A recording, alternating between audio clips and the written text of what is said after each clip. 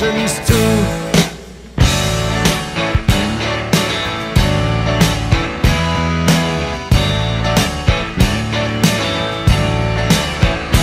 I was gambling in Havana. I took a little risk. Send lawyers, guns and money. Dad, get me out of this. Ha!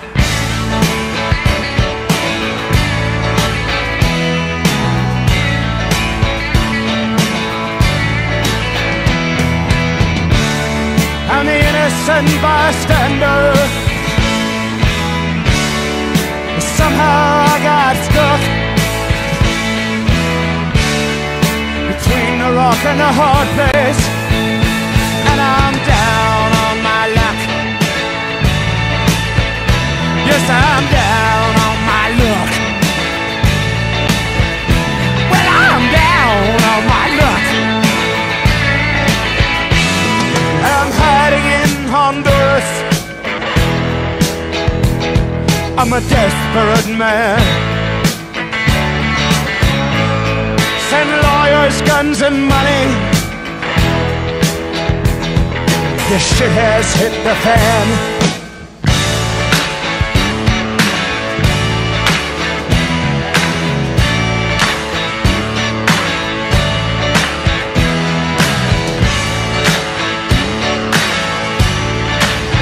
Alright, send lawyers, guns and money.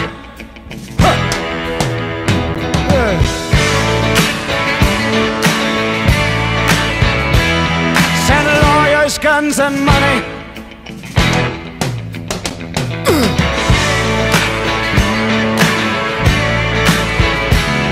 Send lawyers, guns and money. Hey!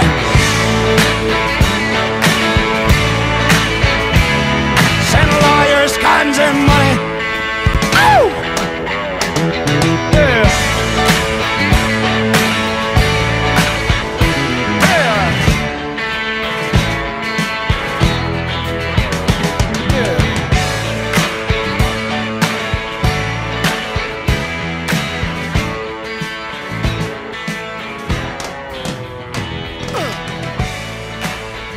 Somebody Camp Jed here from Thailand, my land.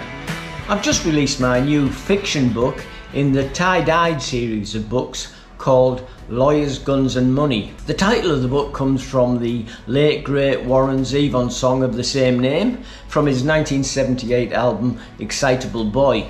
If you like great music, I recommend that you take a listen to Lawyers, Guns and Money and many others of Warren Zevon's songs, as he was a great talent.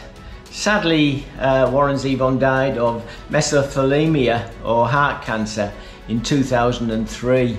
The book features Lieutenant Chai Son Sinuan of the Royal Thailand Police, an incorruptible policeman in a notoriously corrupt police force.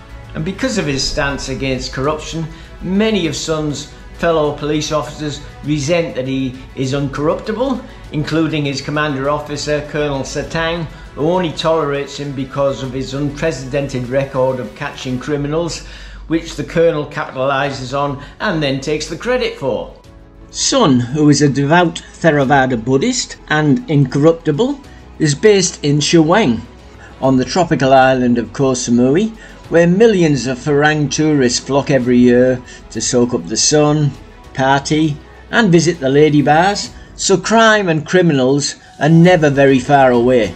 Son is handed the toughest case of his career when on the tranquil shores of Crystal Bay, close to Lamai Beach, a woman's body floats to shore on the afternoon tide. Unnoticed, she drifts close to the many tourists taking advantage of the tepid water to try to cool down in the hot mid-afternoon sun. She's naked except for a Buddhist amulet around one of her wrists and a silk scarf tied tightly around her neck. And she has distinctive Sak Yant tattoos down her back. It looked like a straightforward case of a bar girl taking the wrong customer home for the night, until a phone call to the Koh Samui police station from an expat husband in Bangkok saying that his wife, a high-profile prosecutor, had not been answering her phone since the previous evening and that he had contacted the management at their holiday home on the island to check on her. When the manager entered the house, he found an overturned coffee table, drops of blood on the broken glass, but no sign of the man's wife. After the woman's body is identified as that of the missing prosecutor, it comes to light that she was building a case against a Russian drug cartel boss operating out of Phuket with links to the Asian underworld. When pressure from the upper echelons of the Thai government works its way down to the police minister, he contacts Colonel Chief Superintendent Saetang and demands that he make a quick arrest.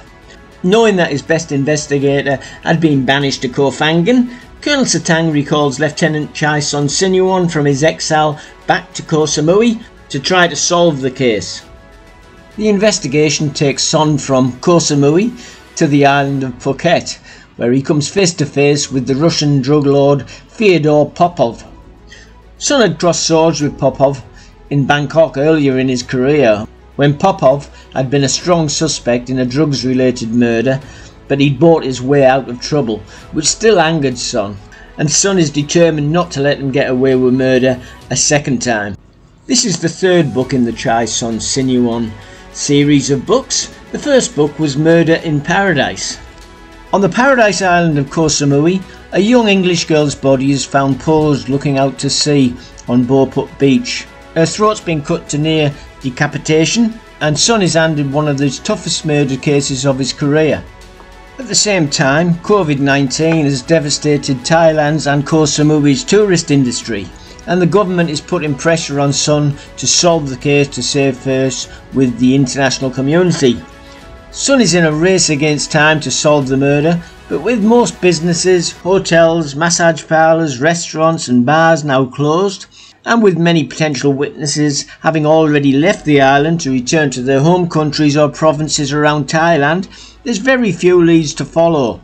The investigations take Son to Koh Phangan, and then to the island of Phuket, and then back to Koh Samui, as he untangles a crime with links back to the notorious gangsters, the Cray twins, the most feared, most ruthless gangsters in London during the 1950s and 1960s.